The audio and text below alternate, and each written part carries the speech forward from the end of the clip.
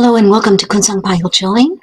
We are always, as always, so glad to see you in the morning and to welcome you to a teaching by Jetsunma Ahkon Lhamo.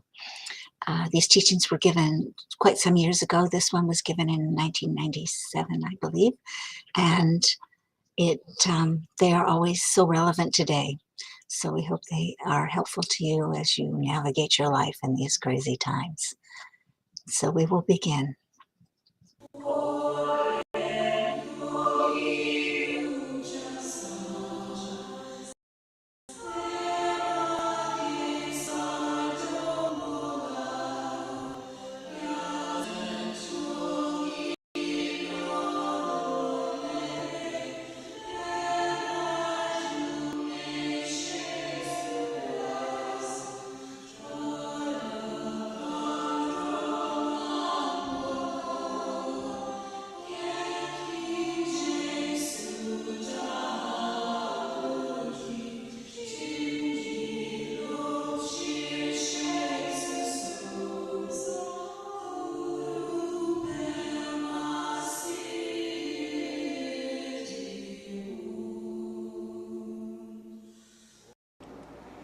This is not a new subject.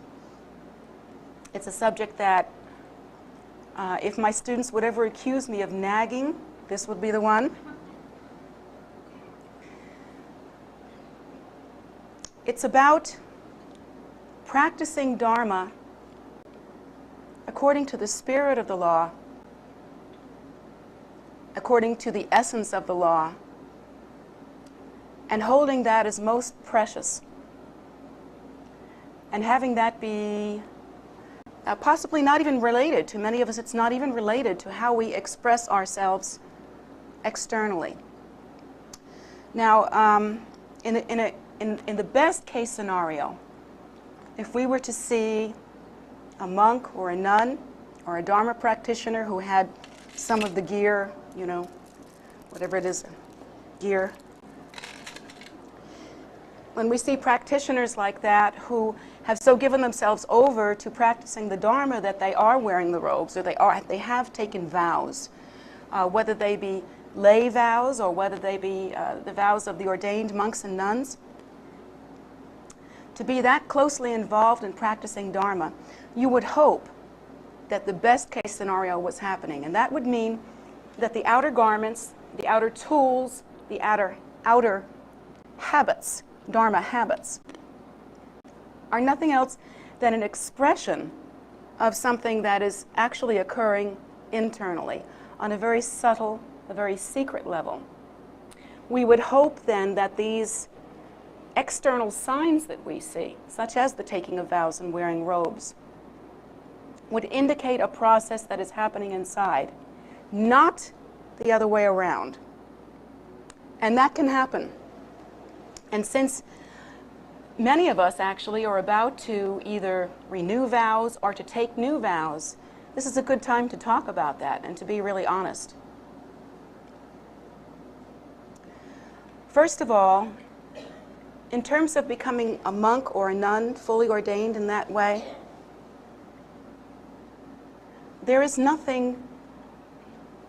more profound a statement or an example that one can create out of their lives than to give their lives over completely to spiritual renunciation.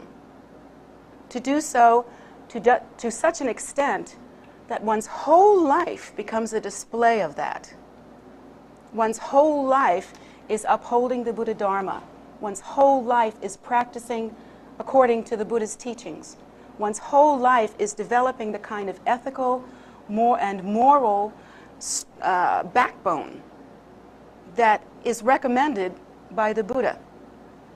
There really isn't anything better than that. There isn't any quicker method or quicker path than to take these vows and to live accordingly and to understand that the vows are a means to an end and not an end in themselves. Unfortunately, that is the main mistake that we make when we take the first vows that make us Buddhist and the subsequent vows that make us lay practitioners, and then beyond that, if we go into the actual ordination of monk and nun. The mistake we make is that when we have done that, that's it. We've done that. And even this is true of our monks and nuns here. I'm sure they will admit to this if you corner them. When they first took on their robes, they kind of, in an innocent way, expected that everything is different now. Suddenly we have no desire. Suddenly we have no materialism. Suddenly we're nice. This never happened before. But suddenly we're nice. And suddenly, all of our moral and ethical values that we really treasure the most have come to the forefront, and magically everything else has disappeared. Don't you wish? Don't you wish? Well, they wished that very hard. Unfortunately, it didn't happen. And what they found out, I'm sure they'll tell you, is that taking the robes is a method. Taking these vows, taking these ordinations, these step-by-step ordinations at whatever level you choose, these are methods. They are a means to an end. They should, in best case scenario, give us the opportunity to be constantly reminded. What's it like? Let's see, what's a good analogy? Oh, golly, golly, golly, I can't think of anything right now. But let's think about what do the robes do? Well, the robes have twofold purpose. One of the purposes is that they actually afford a blessing to all beings. Just to see the robes, even just to do that, is a tremendous blessing. Tremendous blessing that will lead ultimately to some excellent result in the future for the one who sees the robes, let alone the one who shows them. But there is another, I have to say, more subtle or maybe more secret benefit of the robes that you wouldn't think about. You wouldn't think about until you actually put them on and notice that it's true. The robes are, for those that wear them, a kind of safety net. They are a reminder. When we look at ourselves, if we do see ourselves in a reflection, we see a religious life.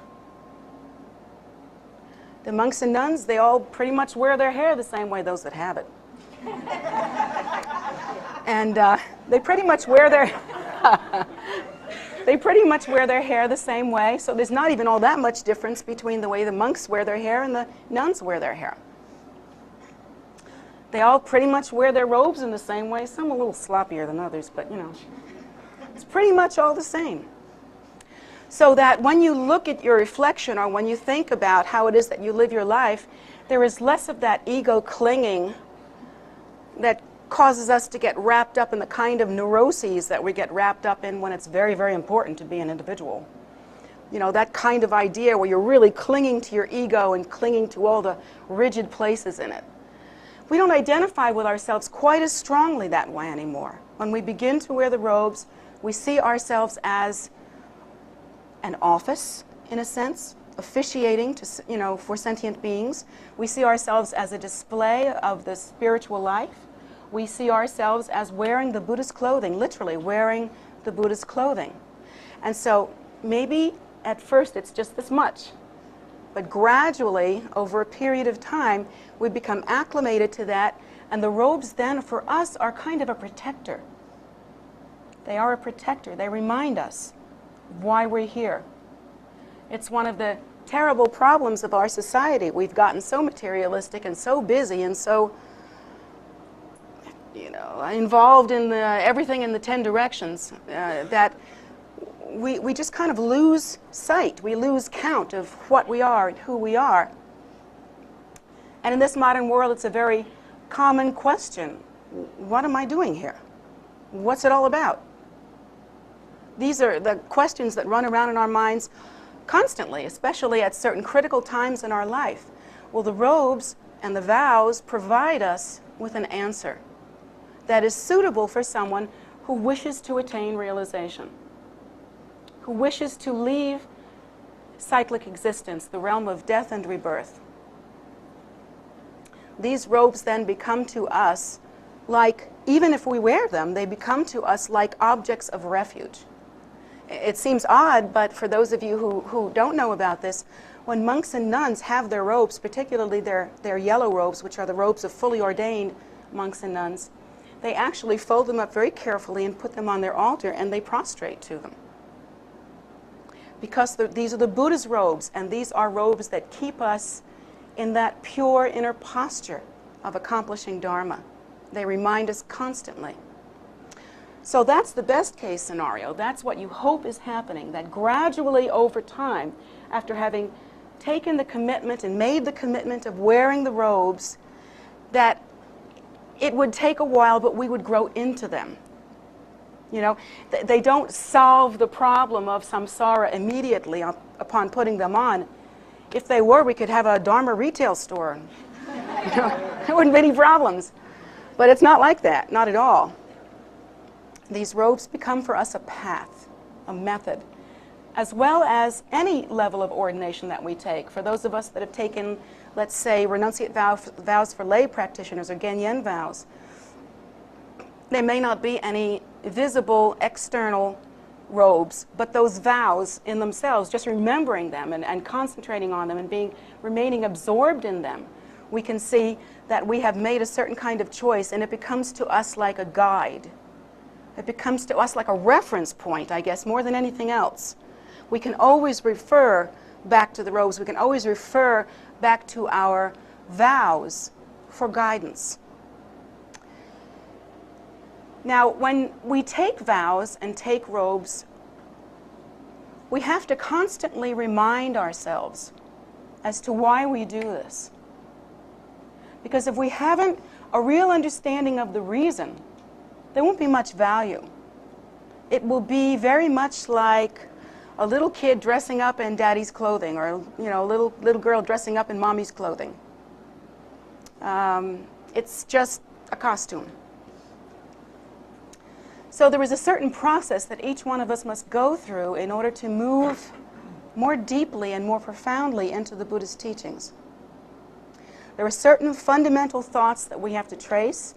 If we haven't got these thoughts and we're about to take vows or robes, this is not a good thing. We need to backtrack, pull back, and work through this sequence. And it's something that we should think about from now until we achieve supreme enlightenment. And that is that we have to understand, first of all, what the Buddha has taught us about samsara. We have learned that all sentient beings are suffering, that suffering exists in all areas of samsara, that even when suffering is not visible, that it still exists. For instance, I see many of you here, many of you in this room that look youthful and attractive and very healthy, and you look like you're in pretty good shape. So for us, when we are in that kind of condition, samsara becomes a little bit invisible at times. You know? We don't look at ourselves and say, gee, this isn't the face I had 10 years ago. I think I must be dying. You know? But from the Buddhist teaching, there's something to that. You're 10 years closer to the big day than you were before. And the Buddha also teaches us that one of the faults of cyclic existence, additionally, is that we don't know when the big day will come. So we are taught that there is a certain kind of delusion factor or narcotic quality to samsara, to cyclic existence. And that being the case, we sort of stand back and we look at cyclic existence as something not to take refuge in, not to feel. Cyclic existence will not save us. We look at that and we think, one thing I know for sure is that we're all going to experience old age, sickness, and death. That's nothing to take refuge in. And so we begin to look around to understand more deeply the Buddha's teachings. And the Buddha says that we are suffering from desire. So now we are looking for a way to eliminate or pacify that desire. And of course, we go through all the baby steps of just simply suppressing everything, which really doesn't work all that well. It just makes... Then one fine day, we wake up and actually begin to use the path. We actually begin to use the Buddha's teaching. We begin to practice the methodology. We begin to absorb the logic and the philosophy. And slowly, slowly, we begin to move towards realization. The mind begins to clarify, it begins to deepen, and we move toward liberation. The Buddha also teaches us about cause and effect. The Buddha says to us something that we never quite got before. Because of the way we were raised, we were in a position where if we were bad and we got caught, we were in trouble. If we were good and that got noticed, we got some approval. However, if we were bad and we didn't get caught, we got away with it. And this is the idea that we have. So we really have very little familiarity with what the Buddha has taught, which is that cause and effect relationships are not only exacting, but they arise interdependently. That it's actually true that when you give rise to the cause, you have also given rise to the result. Right there, right happening, right at that moment. We really can't see that because we have a certain way of perceiving time. And time to us is a mystery. We don't understand time. We think time's over here, space is over there, and mind is somewhere else. We don't understand that time, space, and mind are actually exactly the same fabric. So we perceive time in a linear fashion. So we can't see, first of all, we can't see that perhaps in our last previous life, we committed some kind of non-virtue that is really plaguing us in this life, the result of which is really plaguing us in this life. Let's say, I don't know, in our past life, maybe we were not kind and generous to people less fortunate than us. In fact, we were quite selfish. In this lifetime, no matter what we do, we cannot seem to rub two nickels together. We just can't ever seem to pay the rent and the electric bill at the same time. It's just that kind of thing. So we wouldn't know why that was happening, and the tendency would be to think, poor me. Everybody else seems to be able to make some money, but I'm unfortunate. It just never seems to work out for me. Now, of course, with that kind of ordinary thinking, very little progress can be made. Isn't it true? If you have no idea what went wrong, you can't fix it. And the beauty of the Buddha's teaching is that it presents this cause and effect relationship in a logical way if we have the courage to actually absorb it, to take it in, and to live by it. Now that's the hard part. That is the hard part, because we've been trained in such a way that, again, as long as we get away with something, we're okay. And we've gotten trained so well with that often we lie to ourselves. As long as we can convince ourselves, how neurotic is this? As long as we can convince ourselves we didn't do it, we're home and dry. That little denial thing that we do. But here the Buddha gives us this amazing jewel, this amazing wealth that says cause and effect arise interdependently, and you are responsible, and you are capable. Not only is the ball in your court, but the jewel is in your hand. So when we approach the Buddha's teachings, if we do it well, if we take the vows and wear the robes with the understanding that we are creating pure and virtuous causes that will be of enormous benefit in the future. Enormous benefit. For instance, if we are to practice a virtuous and generous life at this time, not only will there be benefit to sentient beings, but for ourselves in the future, there will be much less neuroses, much less suffering. And in fact, we are then creating the very causes for happiness. Happiness, you know that elusive drug that you can't seem to buy? Happiness. But we will be creating the causes for happiness. How amazing. It takes a long time to learn that. And one of the reasons for taking these vows that structure our spiritual growth, one of the reasons for taking on these robes that house our spiritual intention, is to remind us, to help us, to lead us along in a way where we can really approach self-honesty and create the causes for freedom. So all these teachings that the Buddha has given us, these are things that we have to go over in order to understand why it is that we're even sitting in this room.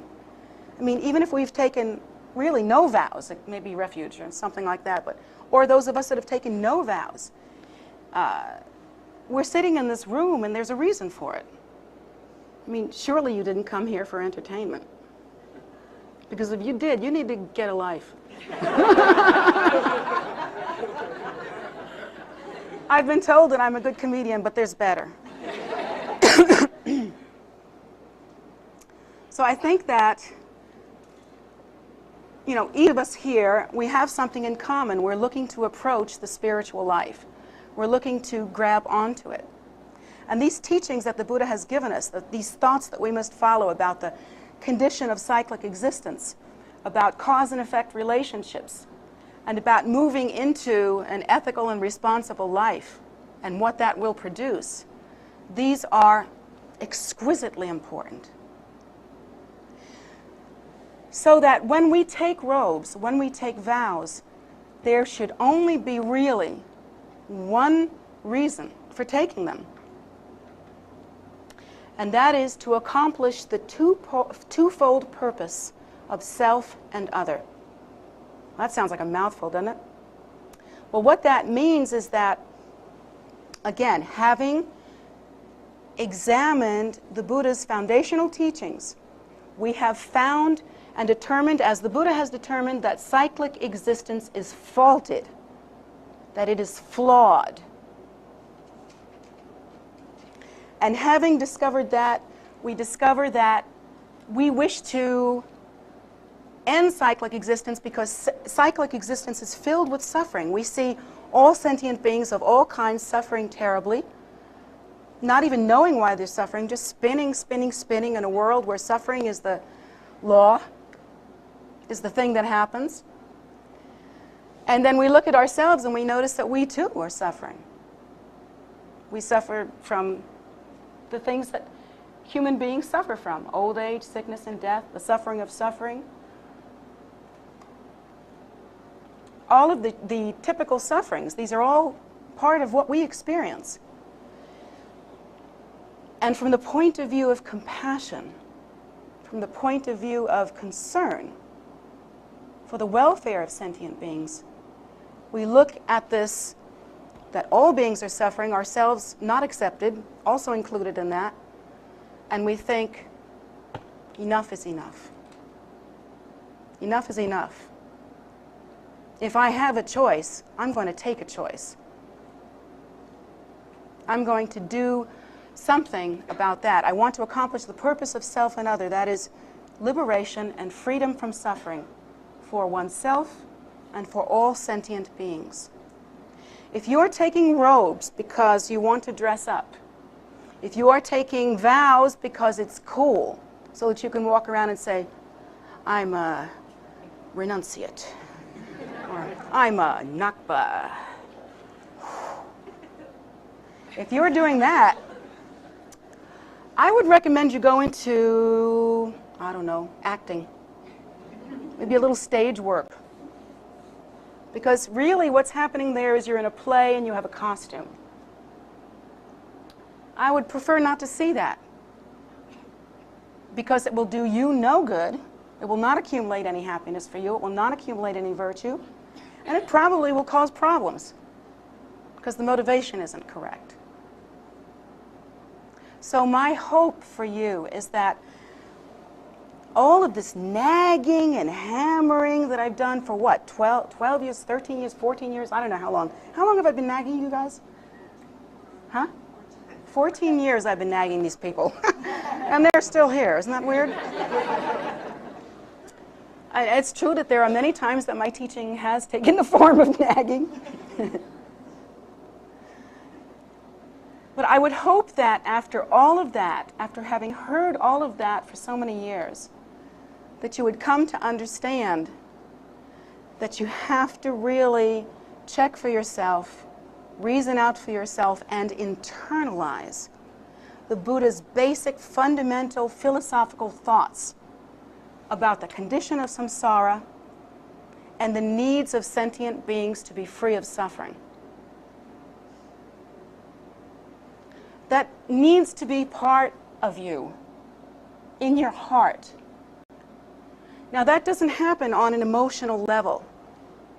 It doesn't happen just lucky. You know, one day I woke up and suddenly I got it. That's another religion, guys. That's not what's happening here. That kind of understanding, that kind of depth, that kind of responsibility to one's own path, to produce the causes of happiness rather than the causes of suffering, that understanding what we're up against and making choices based on the needs of oneself and sentient beings, that kind of thing comes through really internalizing, really sensitizing oneself, and really following through on the Buddhist teachings, really getting it, thinking about it again and again and again, reasoning it out for oneself. I know many of you have had the experience where someone in authority said, "This is how it is." And you can repeat to someone else, "This is how it is." Until you run smashing into the wall that teaches you that is how it is, you haven't really learned it yet. Or until you take that bit of advice from someone that you respect as a senior person, such as the Buddha, who has been through the ocean of suffering and has reached the other shore. So you look at the Buddha and you say, well, you know, the Buddha has achieved realization, therefore he knows. Therefore this is true. And then having assumed that, which would be an intelligent thing to assume, I would think, you know, having assumed that, we reason it all out, we think it through, we weigh it carefully. Does it seem reasonable that cause and effect are related? Does to me. I mean, you know, it's pretty clear, in fact. I've seen it, haven't you, in your everyday life, that you know, the seeds that you sow, what you produce, you will reap. So you've seen small examples of that, and it seems reasonable and logical that these examples should extend to all of our experience as sentient beings, that it should really be some kind of like backbone of truth, that this is really happening to us. We wish that it were not so, in a way, because we think about all of the non-virtuous habits, all the non-virtuous acts that we have accumulated while we were in a state of unknowing, while we were in a state of not understanding about the connection between cause and effect relationships. I mean, you know, thinking that there are no cause and effect relationships and the whole deal is about whether you're right, under those conditions it would be okay to hate and to be prejudiced and to be just ornery in a general way. You would think that that would be okay. But doggone it, we find out that cause and effect relationships are connected, and we're not going to get away with it. We wish we could, but we will never get away with it. We will only produce more suffering and more unhappiness. So we have to look at it in that kind of a familiar way. It's not enough just to read the teachings and go, this is a grocery list. Here are the 10 glorious something or others, and the 84 mediocre other things, and the 79, you know, not so good, blah, blah, blah. That's nothing. If that's what you're going to do, if you're just going to read those words and memorize them and throw them back at somebody else, something's not happening. Something's not happening. One needs to realize them in a deep, personal way. And that's the great benefit of taking vows and wearing robes. It becomes very personal.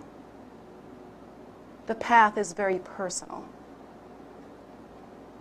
It becomes a personal guide to live by. You relate it to your personal life.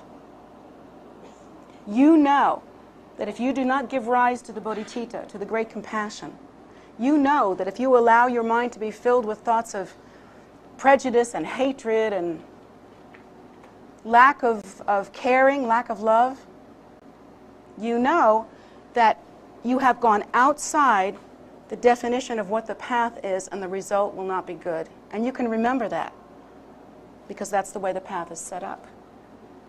That's the great value of taking vows and wearing robes. You should really only take vows and wear robes if you're looking forward to doing the work that's associated with that. For instance, if you become a monk or a nun, to look forward to the pure conduct that will bless and ripen your mind stream. This is powerful. This is a beautiful thing. To look forward to the robes because you like to dress up, wait till you put those boogers on. They are not as easy as they look. So that's not the big hit here. What we look forward to is the opportunity to live that life in order to produce excellent results. And again, the bottom line concern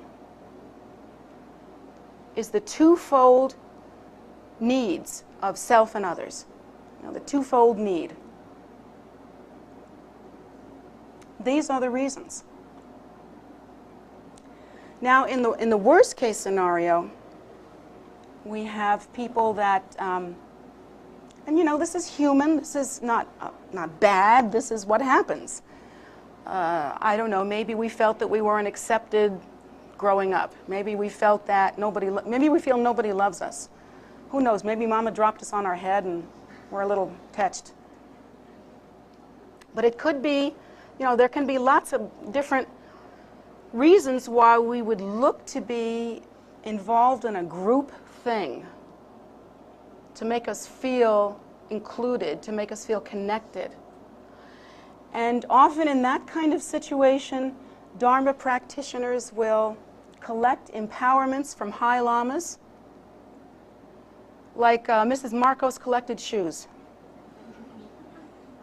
Really, a whole closet full of them. And I've had people, you laugh, but I've had people come up to me and ask me, what empowerments have you received? And I go, I don't know, I got them written down somewhere. I mean, you know, I'm just... And I've had old-time practitioners just go, you can see the head go up and the eyes go down and the nostrils, you know. They'll say, well, I've had this from this lama and that from lama. Things I can't even pronounce. Don't care if I ever pronounce, actually. But they have all these lists. But look at the posture. Look what is the result when all you can do with that is say, my ego is really terrific. You know, do something fun then. Really, if I were going to waste my time in a situation, I don't think I'd be a Buddhist. There's so many more fun things you could do out there. So my advice to you is not to engage in the Buddha Dharma for such silly and ridiculous reasons. Sure, some of us are strange, and we feel like, some more than others, that's right. And we feel like it's a good thing to be, it's really cool to be in an ethnic minority. Well, we didn't make it, we didn't come back black, we didn't come back Asian in this country, we didn't come back, I don't know, what, Indian, anything like that, so let's be Buddhist. And hey, you know, if you're Buddhist, woman, and black, hey!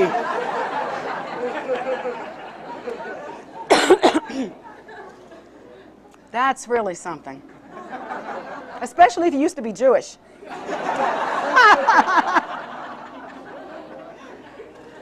You could be in the front of anybody's line, honey. But I'm making jokes about it, but some of us actually, when we engage in the Buddha Dharma, have thoughts like that. We think of ourselves as very unique and individual people, and so we want to express that. We'll go for a weird religion, as far away from Presbyterian as you can. Because that's like way too normal. So we have all these silly and ridiculous, and it sounds silly and ridiculous, but believe me, I've seen it. I've seen it. The idea of doing something like this because it's cool, or for all the wrong reasons. To feel part of something. To feel vindicated because you were always a little different. There are all kinds of strange and odd reasons why people will take up something like this, which in our culture, which in the Western American culture, is not usual. We are in the minority. My hope is that none of you is stuck in that worst case scenario. That none of you is so intent on accumulating self-aggrandizement and non-virtue that you would engage in something as precious as the Buddhist path for these wrong reasons. Because eventually, first of all, you won't stay that way. You won't be able to. When the coolness wears off, when the newness wears off, and when you figure out that these robes are somewhat less than comfortable sometimes, there just won't be anything to anchor you and fortify you into this virtuous life. Far better, isn't it, to have very little external sign, to have very little display. If you're afraid your ego is going to get out of control, to have very little display, but very, very carefully, very, very meticulously carry the Buddhist teachings inside of you. Carry these virtuous thoughts, these thoughts of compassion inside of you. Really, to be the best Buddhist on the face of this earth, no one has to know. No one has to know. They may take note of your behavior and see that it's different. They may notice you don't step on bugs. They may notice you don't swat flies. They may not understand it, but you do. And so here's what's important, really. No matter what you look like or what your display or your image looks like, whether you, I don't know, look like what you think saintly ought to look like, which, I don't know, what is that? Eyes rolled ever skyward. You don't get to wear any makeup, which I guess that puts me out right there. So, you know, instead of trying to look saintly, rather than that, to put one's energy on the internal path, the subtlety of really expressing and knowing one's pure intention. Really having that pure intention and thinking of it as like a jewel that you hold in your heart.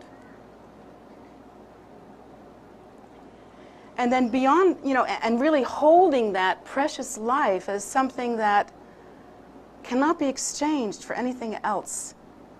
That in your mind you can say, well, yeah, I could go and do this, and this would be lots and lots of fun, and maybe I can have a real good time doing that. But when you weigh it against the preciousness of your intention and your vows, you think, I can't exchange this for this. They're simply not of equal value. This is ephemeral, it disappears, it's nothing. But this life, these vows, these intentions, these are mine. These are precious, these are weighty. My commitment to love all sentient beings equally and to work for their welfare. My commitment to express my life in such a way as to bring benefit to others. That's the thing, and it's not exchangeable. It's not worth anything else that we can experience, you see? To hold that kind of strength within you, That's precious and valuable. And if beyond that, because of the force of your commitment, because of the strength of your connection, that you are able to say, additionally, I wish this to be, and it is for me so much the case, that I want to see my life as the life of a renunciate. I want to constantly be aware of the choices that I have made. I want to use my life as a path. This is my choice. I wish to display my life, to use my life as a path. Then at that time, we should go more deeply into the taking of vows. At that time, we should wear the robes. Of course, we also have the same option of practicing in that way as lay people. It's very individualized, and that's one of the beautiful things about the Buddha's path. There's a place for everybody. There is the simple practitioner who simply has faith and who really cares about sentient beings and wants to increase in their caring, and maybe all they say is, all they do is walk around, Om Mani Padme Hum, Om Mani Padme Hum, with a simple kind of faith, knowing that if somebody's suffering, they can say some Om Mani Padme Hum for them and some prayers for them, and maybe they can help a little bit. Or knowing that if they have some kind of difficulty, they can rely on the blessing of their practice, and they can say Om Mani Padme Hum, and that would be a really good thing. That kind of simple faith, that's one level of practitioner, and it's not a lesser level. There are, in fact, many uncountable stories about practitioners in Tibet who attained the rainbow body, and all anyone ever saw them do is to just say a little Om Mani Padme Hum. That's all. They were never seen to really be practiced in how to accomplish puja. They never really had any teachings. They never really, did all the traditional retreats or anything like that. Some of them, the simpler people in Tibet, couldn't even read. So they had no access, less than you, to the texts. But that simple level of practice was for them a jewel that they held within them, like it was the jewel of their life. And then, of course, there are practitioners who are householders, who wish to remain in a family situation, who have responsibilities and duties to their family, or for whatever reason are more inclined to be connected with the world in such a way as to practice as lay people. There are many, many uncountable cases of lay people who practice like that, who were able to achieve the rainbow body, or were able to achieve supreme realization. There are many recognized tulkus who, when you look at their history, they were very rarely, if at all, well, very rarely, I would have to say, ordained as monks and nuns. Their history has been to express themselves as lay people. And of course, that would be appropriate wherever they appear for the people that they are teaching. And then there's another level, the level that you take robes. One could take vows that allow to wear robes, either as a genyen or as a gelong or getzel level of ordination. And in that case, the outer form, and here's the challenge, the outer form and the inner intention have to match. We have to be sure that one is not happening to the exclusion of the other. We have to be sure that we know why we are doing this. And we have to constantly check ourselves every day. This is important. At whatever level we are practicing, to constantly check ourselves every day. Every one of us myself included. As a practitioner, you are remiss if you don't do that. To constantly check ourselves every day and make sure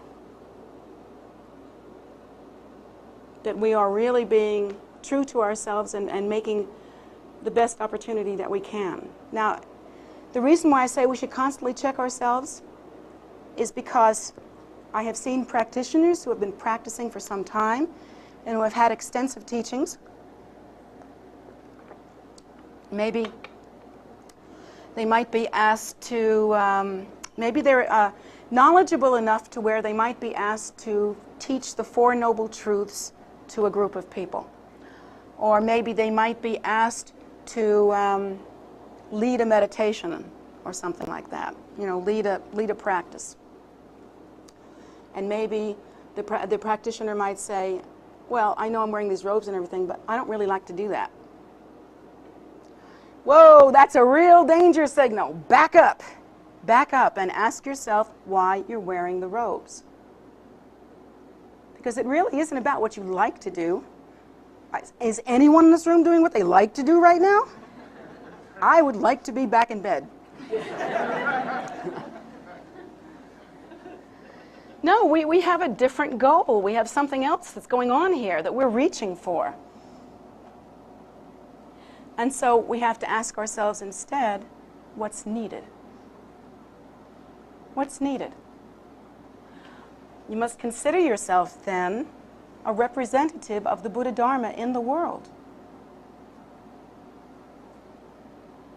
And so now you must be of help. Not just doing your own thing, what you like to do, but truly of benefit to sentient beings. And if you're not into that, if you can't quite connect the dots here, then you need to go back to the beginning and ask yourself, why have you taken these vows? What are the thoughts and understandings and recognitions that you had to bring you to that point? Why are you wearing these robes? Why are you engaging in this life? If not for the sake of oneself and all sentient beings, then what's the point?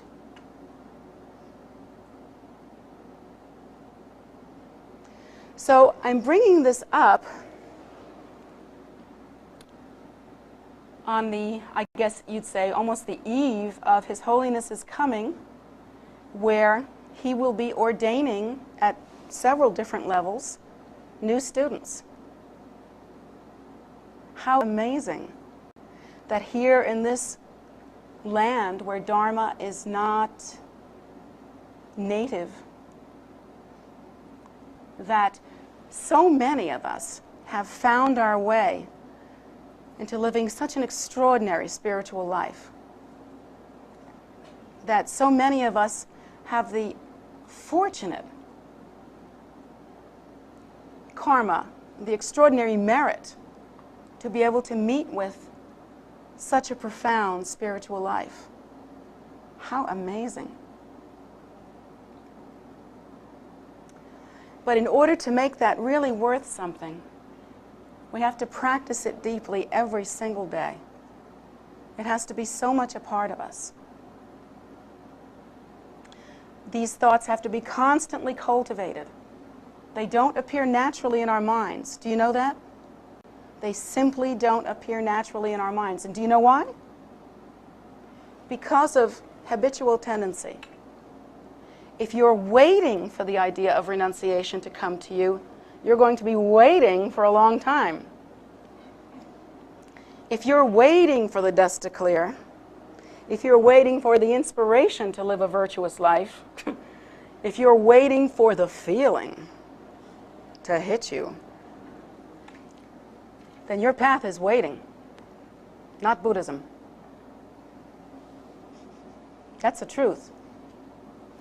If you are simply hoping that eventually, if you hang out with all of this enough, something will pop, or you'll have an aha someday or something like that, then you're not hearing me. This precious intention, this understanding of cause and effect relationships, this understanding of the faults of cyclic existence, these thoughts have to be cultivated. And if they're not cultivated continuously, even if you've cultivated them for 5 years, then you stop. You'll lose your way. The reason why is that habitually, since time out of mind, the only consideration that we have had in our little pea brains is I am, therefore I am, therefore you are too. We have clung, since time out of mind, we have had the idea of self-nature being inherently real, and it's such a solid thing for us. You know, even as we begin to take our baby steps in the Buddha Dharma, we go, I have my mala, I am wearing these clothes, I am doing this. And we perceive it all through this window of egocentricity. And it's because that's our habit. We only really know how to recognize a separation between self and other, you know? And that's unfortunate. It's unfortunate because then we have all these crazy ideas like, I think I should get what I want from you. What are you going to give me anyway? So we have that idea. Whereas if we really understood the Buddha, we would understand that there is a fundamental, undefined, free of division, free of conceptualization, primordial ground of being, which is our nature. And that nature is not separate. To look at, it's free of any contrivance, in fact, any kind of conceptualization. To look at any other human being with these eyes of duality and see that one is out there, separate from you, not the same as you, is a delusion. It is a delusion that we all gradually, through practicing these more virtuous philosophies and ideas, these teachings that the Buddha has offered us, gradually over time we will move away from that kind of delusion and move into a deeper understanding of our nature, the primordial ground of being. And at that point awaken as the Buddha. So slowly, slowly, over time, slowly, and it's not going to happen overnight. It's a gradual, profound process that is enabled by the taking of vows, that is enabled by the wearing of robes. But most of all, first and foremost, it is enabled by our inner practice, pure intention, again and again internalizing the philosophy, connecting the dots, self-honesty, realizing these cause and effect relationships and not letting yourself hide them from yourself, but really practicing in a true and honest way. This is the thing that will make a difference, not what you wear, not words that you say if you're just mouthing them.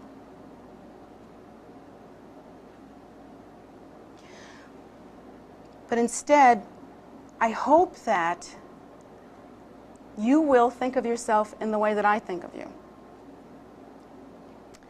which is that when I look at each and every one of you, I see the potential for Buddhahood. I see that by virtue of the fact that you have walked through this door and have met with the path of Dharma, have met with the Buddha's teachings, by virtue of the fact that you can see these images, the statues, the pictures, the texts, these that we consider expressions of the Buddha's path, by virtue that you are here, by virtue of the fact that you are here, something enormous and amazing is happening. The virtue that you have accumulated previously the hard work, the pure intention that you may have had in the past has suddenly come to fruition, has suddenly ripened. And here you are with this potential for Buddhahood, looking at the path, picking up your feet and your heart and walking. This is a miracle. This is a miracle. In one way, they say the meanest worm, the lowliest cockroach, has the potential for Buddhahood, and that's true, but you are here. It takes more than the potential. It also takes the conditions to be ripe. This is a miracle. You are here, and these conditions have ripened. Now you have to do everything you can to guard that. And the best thing that you can do to guard that opportunity and to guard this miraculous event is to keep alive that constant stream of pure intention. To really study the Buddha's teaching in such a way that you understand the cause and effect relationships that lead to the desired result. To not get lost in just playing some kind of empty, stupid game. But for the first time, and I say this especially to those of you that are about to take the robes, to look at your life as not something that's a result of what your parents did to you, not something confusing and weird and mixed up and crazy, but to look at your life as something so precious, so beyond the measurement of wealth. I mean, so beyond anything you could ever measure. And then as we move together into wearing the robes, taking these vows at whatever level we can, whatever level we want to, at whatever level we're practicing, to take such a pure, personal, internal, responsible hold of our spiritual path, to develop it, to nurture it, to milk it for all the blessings that it can give you. This is the thing to do. This is really the thing to do. So I hope for you, any of you that are about to take robes or about to take vows, even just the Bodhisattva and Refuge vows for the first time, and those of you that took them the other night for the first time, to each one of you I say, Mazel Tov. Oh, sorry, wrong religion. But more than that, this is the first pure, virtuous, and holy thing that we have ever actually really done. When we transform and offer our lives as a vehicle to end the suffering of all sentient beings, as a vehicle by which oneself and all others will awaken and attain liberation. This is the first pure and gorgeous thing that we have ever done. The feeling that I have had when I watched my first group of monks and nuns take their vows, I was a mess that day. Too bad I hadn't thought about waterproof mascara. I was really a mess. I was crying and crying, and because I looked at them and I thought, look at this, my friends, my dear friends that I know so well, not only from this life, but from all other lives. Their opportunities have accumulated. They have come to the point where they have made this decision. Nothing they have ever done in their lives, even if it's American and apple pie and mother, nothing they've ever done in their lives has ever been that pure. This is beautiful. And so I find this kind of activity, this intention, this going more and more deeply into the path, this empowering one's life to be beautiful and rare. And for those of you that are moving in that direction, and I see that so many of you are, Thank you. Thank you. It is because of you that someday samsara will be emptied. It is because of you that someday there will be an end to suffering. All the connections that you have with the sentient beings that you don't even know in this lifetime, but are connected with, they will eventually ripen, and all of them will benefit by your gift. All of them. How wonderful. How extraordinary.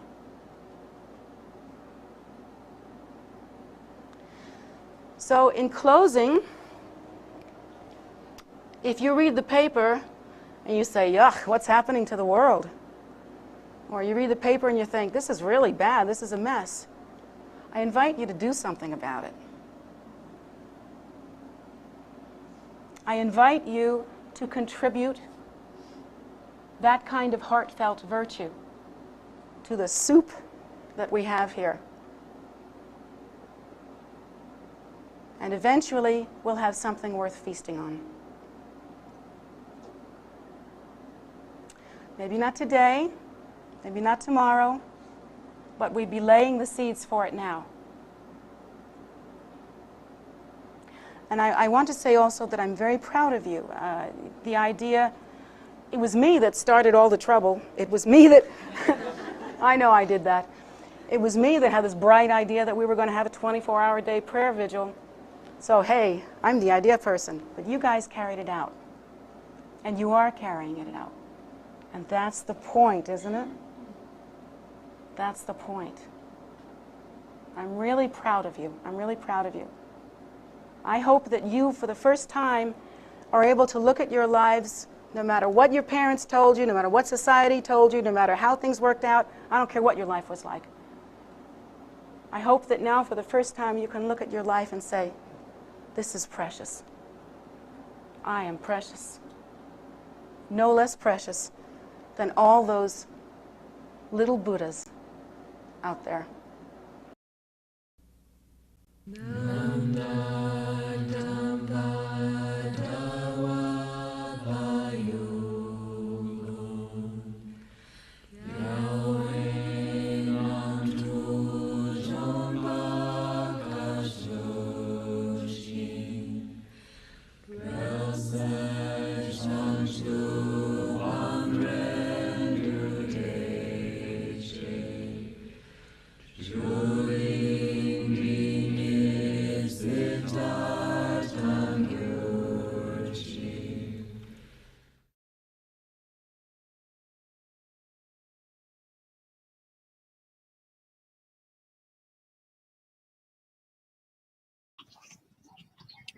So thank you so very much for joining us today. And as always, we appreciate we appreciate your being with us and your just you.